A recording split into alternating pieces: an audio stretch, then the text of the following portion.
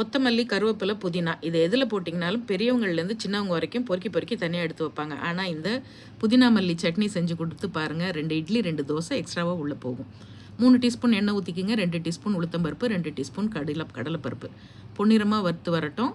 10 பல் பூண்டு, 5லேருந்து 6 காஞ்ச மிளகா, 1/4 டீஸ்பூன் பெருங்காயத்தூள், 3 வெங்காயம், பெரிய வெங்காயம், 1/2 டீஸ்பூன் சால்ட் சேர்த்து நல்லா வதக்கிடுங்க.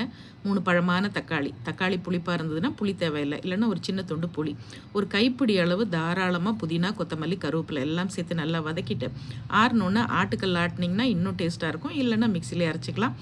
2 டீஸ்பூன் நல்லெண்ணெய் ஊற்றிக்கிங்க. 1/2 டீஸ்பூன் கடுகு, 1 டீஸ்பூன் உளுத்தம்பருப்பு, கொஞ்சமாக கருவேப்பிலை போட்டு கொஞ்சோண்டு பெருங்காயமும் சேர்த்து தாளிப்பு ரெடி பண்ணிடலாம்.